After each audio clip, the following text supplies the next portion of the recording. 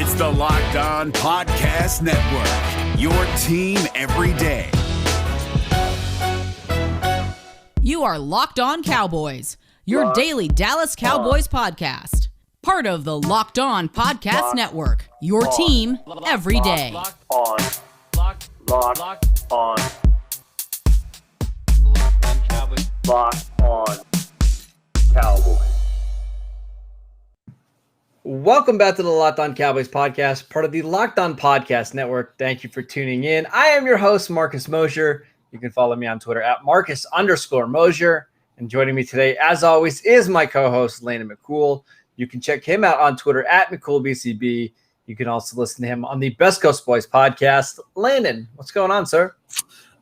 We have basically made it, Marcus. It is the week the Cowboys are arriving in Oxnard. Training camp is basically upon us. Mm-hmm. It's an exciting week. I'm excited. We're at the home stretch now of our long await to a return to football. Yeah, football is here. So to continue with our training camp preview, we are literally just gonna get this done right in time. Power through. We're gonna talk about the cornerback position, Landon, and this is a really fun and interesting group. And let's start with Trevon Diggs because he might be the only stable thing we know about this Cowboys secondary right now. He's a second-year player, but after a slow start to the season, what are we expecting from Trevon Diggs in year two? Well, I think we all kind of watched. It was kind of a slow start, and then basically a season of steady improvement for Diggs. Which for the Cowboys, they'll take anything they can get at that point, and that's one of the only bright spots at the position.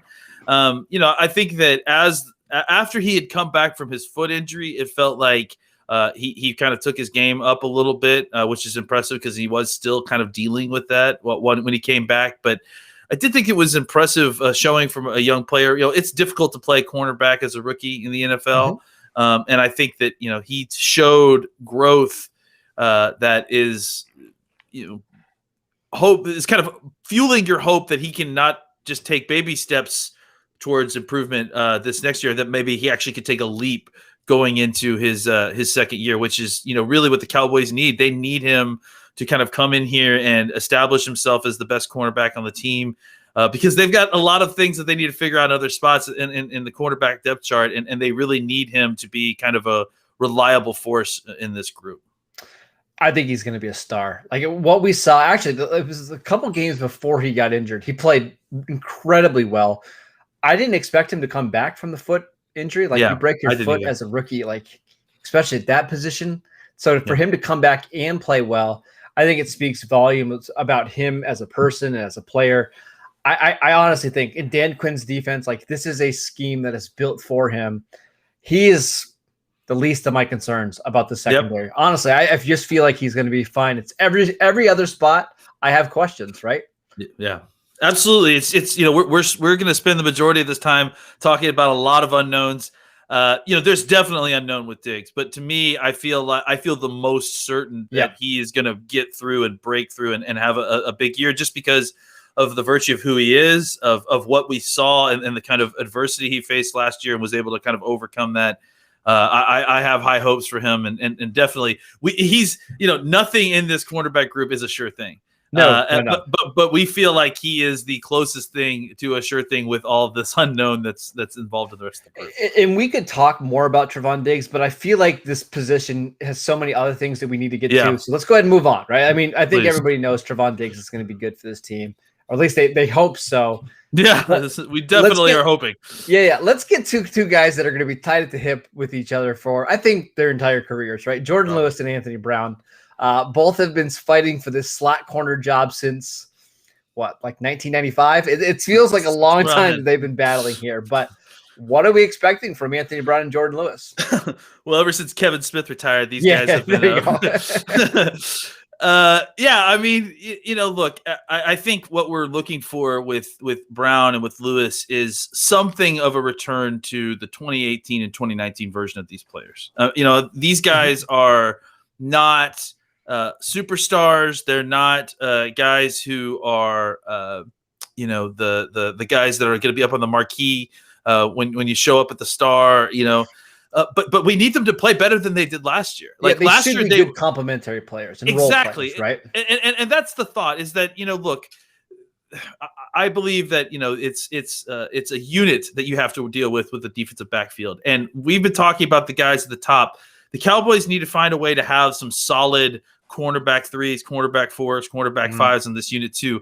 And that's where Brown and Lewis have got to get better, right? Is that, I think a lot of what will happen this year that can help both of them is just a lack, hopefully less exposure, just like not being on the field and not being targeted so much and so often because they're being forced out to be starters full time and play, no matter what. The hope is that you have players above these guys who are getting a majority of the snaps, eating up targets, and then you're using Brown and Lewis as needed in packages and something like 20 to 30 snaps a game as opposed to 45 to 50 snaps a game, right?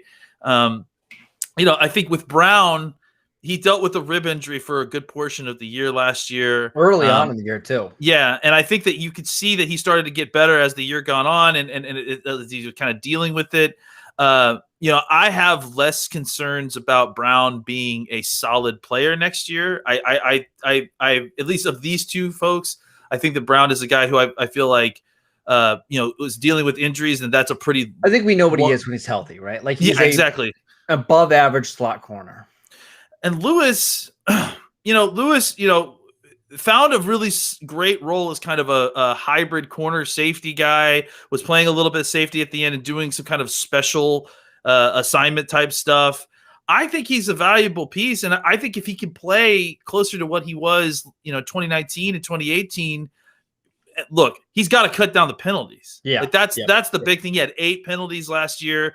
They were targeting him. And I don't mean the quarterbacks, I mean the refs. So he's got to find a way to play without grabbing, which I think he can. I just think that, he needs to be put in a position where he's more comfortable. And that's, exclusively in the slot, maybe some safety play. It's funny because Brown and Lewis are tied to the hip a lot, as we've discussed. But to be honest, they've kind of grown into be separate players. I do think that Brown can play a little bit more outside than Lewis can. And I think that Lewis is more valuable as kind of a utility inside guy, whether that's safety or nickel. But either way, both of these guys need to find a way back to something closer to what they had been previously, because the Cowboys really need them. All right. So really quickly, who do you want to see starting in the slot between Anthony Brown and Jordan Lewis? I mean, I think that I want Lewis to be the starter because I actually think I want Brown to be the starter. Okay. Well, explain your thought and I'll give you my thoughts. I feel like he's the better athlete. I actually feel like he's a little bit better for the role. Jordan Lewis, for whatever reason, I don't think he plays as well in the slot as he does in the outside. I actually think he's meant to be an outside corner. He's just small. Yeah, see, that's interesting. I actually kind of feel the opposite way. Okay. I feel like Lewis is a better. He plays more comfortable inside. Like he feels like he sorts through things better inside. I think the problem is that when he's made to cover man-to-man for long periods of time against guys that are more athletic than him. For me, Brown has usefulness on the outside. I think that he can actually, with his speed and his athleticism, I actually trust him a little bit more on the outside, especially against some of these speedy receivers. So I'd like to see him being more of the kind of utility inside-outside guy. You throw him in where you need him. I don't trust Brown when he's on the outside. He just doesn't do a good job when he can't see the ball. I think that's where he struggles a little bit. And we saw, I believe it was his second season in the NFL. He actually struggled when they had him on the outside. He was one of Pro Football Focus's worst rated corners, goes back to the slot and plays really well. I just think that's his more natural position. I do think these are two quality cornerbacks. The problem is they really need somebody else to step up on the outside, right? If absolutely. Brown and Lewis are your cornerbacks 3 and 4, you're fine. Like you're not the best secondary in the league, but you're certainly good. The problem is when those guys are your cornerbacks 2 and 3, and sometimes your cornerback 1, that's where it gets to be a big problem. I mean, I think you and I may disagree, and honestly only slightly, about how to best deploy these two. But I think you and I both agree that the primary position for both of these guys needs to be inside corner. Yes. Right. Yeah. Like I think that, Brown can be a guy who I think can go outside in a pinch, whereas I wouldn't trust Lewis to do that. But both of these guys, like their primary spot should be inside, which brings up what you just said, is that doesn't solve our problem that we need for cornerback 2, who's the guy who's on the outside. And that's where we have to go to the rest of these candidates out here. All right, let's take a quick break so I can tell you guys about Built Bar, the absolute best tasting protein bar out there. It's hard to even explain it. It's real chocolate with amazing flavors. It's just a great combination of low calories, high protein, and low sugar with no crazy additives. Best of all, they taste absolutely fantastic. Before we jumped on the show today, I had the double chocolate brownie. Very good. Go to BuiltBar.com and use promo code LOCKEDON and get 15% off your next box at BuiltBar.com. All right, let's talk about some of those outside cornerback candidates. And Landon, let's start with Kelvin Joseph.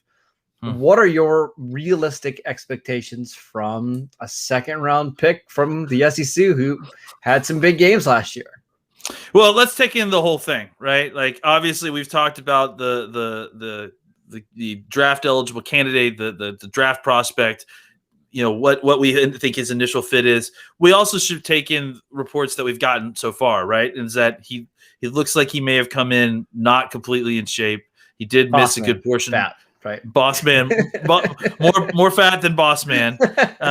And so, okay, it's not a big deal. Look, I mean, it was a weird COVID year. We've never been known to do that. And look. To be fair, it clearly worked on Zeke, so maybe it's not the worst idea. And Marcus Lawrence. Okay, keep going.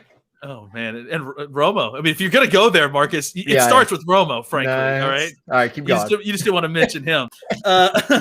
Look, I think that the issue is that clearly he needs to get into shape. There was a whole thing with COVID and with the way his college career ended that was uneven and not normal.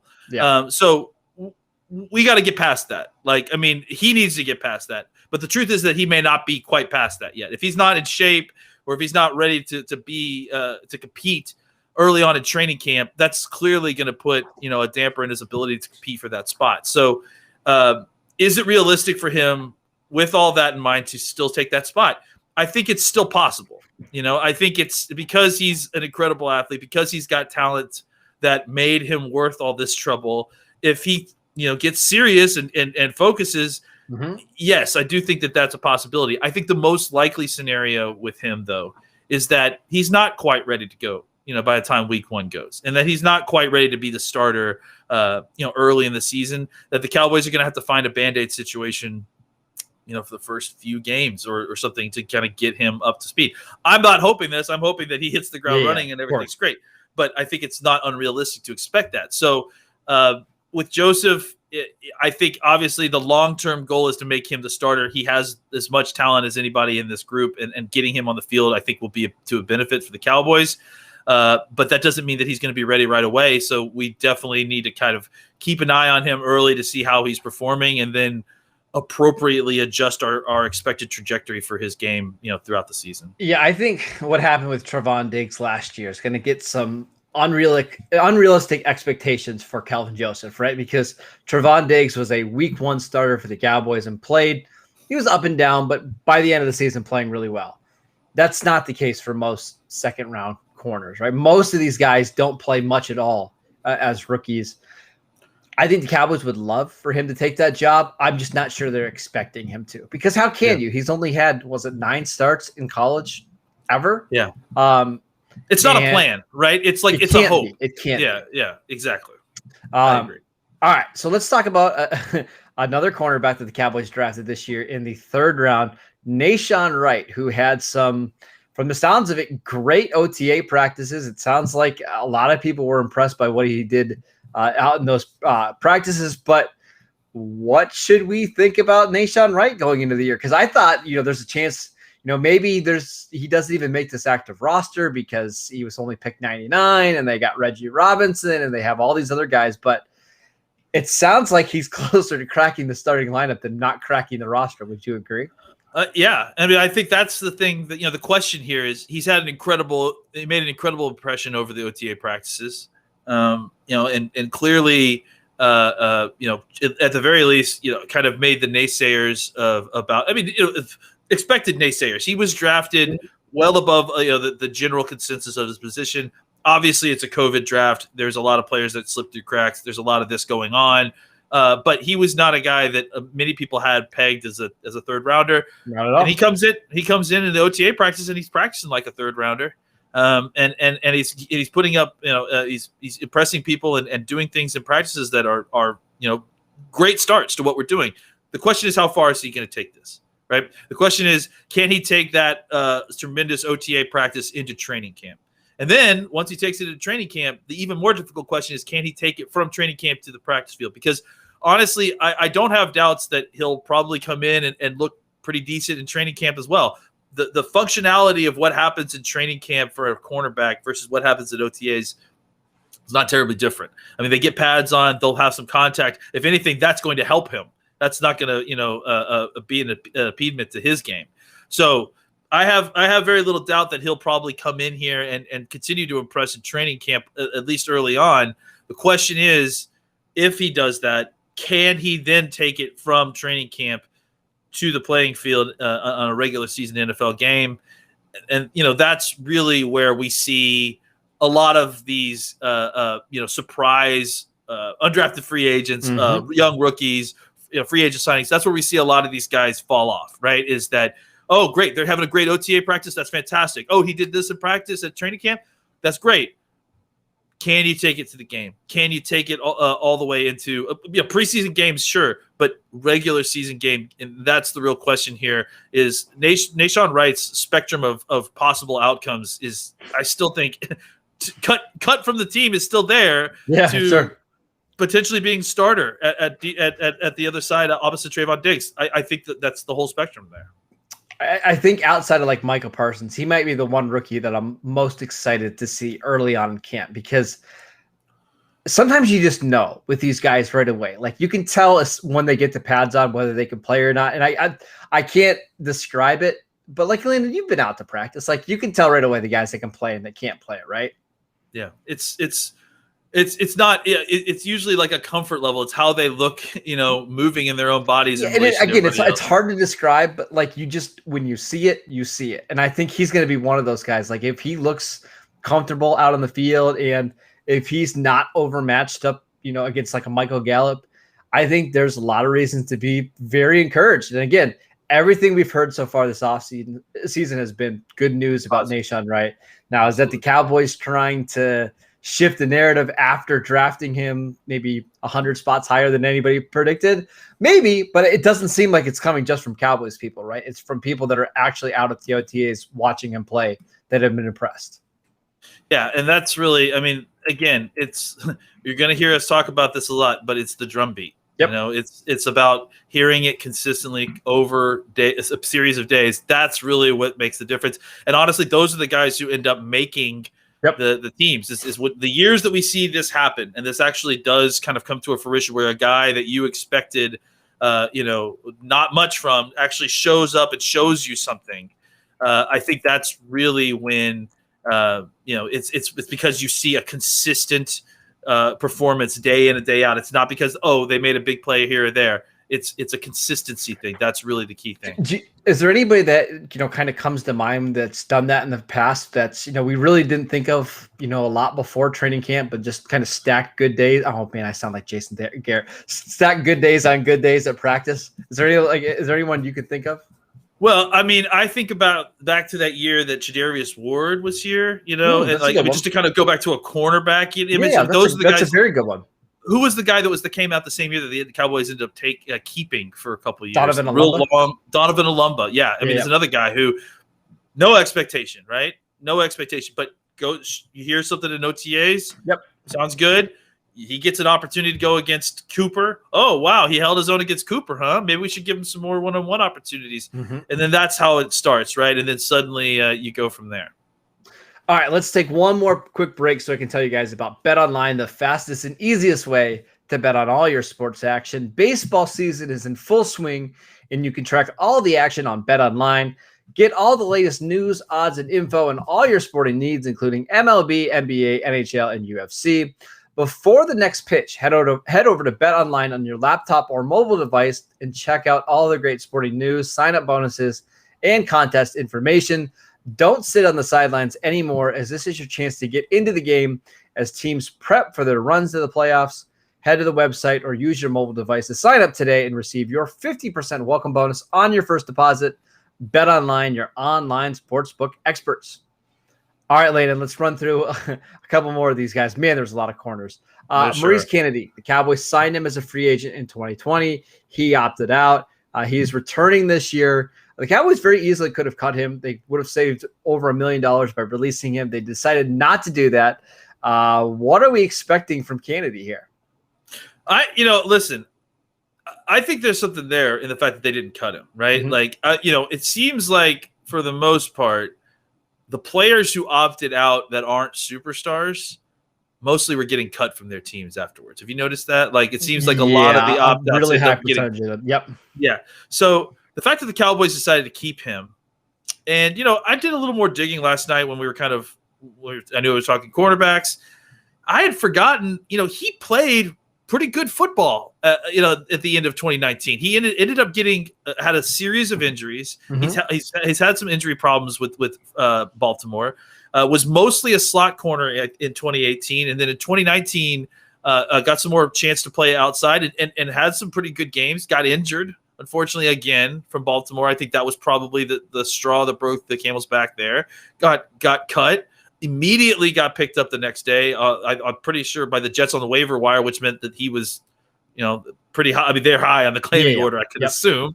Yep. And he gets in there and actually plays some pretty good football for them. It probably plays the best football of his career, and finally getting some exposure. I mean, he's 27 years old, but he never had a ton of defensive exposure. He just didn't play a bunch of snaps. So this is a guy who I think could be a nice, comfortable floor, for an outside cornerback. I'm not saying that I'm endorsing him as cornerback too, but I think he's a guy that we're not ever talking about because he didn't play last year. We never seen him play in a Cowboys uniform. And it's just someone that we've forgotten about, but the Cowboys didn't forget. They wanted him to come back. Mm-hmm. Looking back, like I said, in his recent history, the last time he played football, he was playing pretty good football as a cornerback. So I think that, he's kind of a wild card in all this. We just don't really know what to expect. And again, on the spectrum of things that could potentially happen with him, could be cut. He could be, your week one starter against the Buccaneers. I do honestly believe it's somewhere in there. And I think the fact that he has some experience, he's been around the league, and like the last time that we saw him play on a football field, he was playing his best football. Maybe this is a guy who comes into training camp and surprises us all. And suddenly we're like, oh yeah, that guy's on our team. So he's got two things going for him, and I think this is why the coaching staff likes him. He's 6'1", and he has over 31.5-inch arms, and he can play in the slot. Like, this team is just obsessed with length, and if you can have that length and play in the slot, they're going to like you. So I also think he has a role if, let's say, Anthony Brown is playing on the outside. Like, they just feel more comfortable about Brown playing in the outside. All of a sudden now Kennedy is your backup slot option right behind Jordan Lewis. Or let's say Jordan Lewis is making the move to free safety and they kind of picture him there. Now, again, Kennedy is your slot corner behind Anthony Brown. That's where he has value. Again, I think if he's your cornerback 5, you're doing great. Like, I think that's a really, really solid player. But is he going to be too expensive for that role? That might be the question, right? Because if he's that far down on the depth chart, they could just decide to release him and keep, let's say, a Reggie Robinson, who is quite a bit cheaper if for a guy that's probably not going to play all that much. Yeah, the hope is that he plays well and that he actually earns that money and is a viable cornerback 3 or cornerback 2 or or very high end cornerback 4. I agree. At a certain point, the value doesn't hold up, right? Like, it would be better to have one of these down roster guys playing that role and then just to save the money. But if he could come in here and be a viable option as a guy who could, let's say, in the scenario that we mentioned earlier, hold down the fort as quarterback 2 until Kelvin Joseph is ready, like 3 weeks into the season, that's a good option. Let's talk about one more player, free safety. Cornerback Reggie Robinson. What do we expect from him? Because, man, it was a weird year for him. It was a guy that Will McClay absolutely loved. They drafted in the 4th round.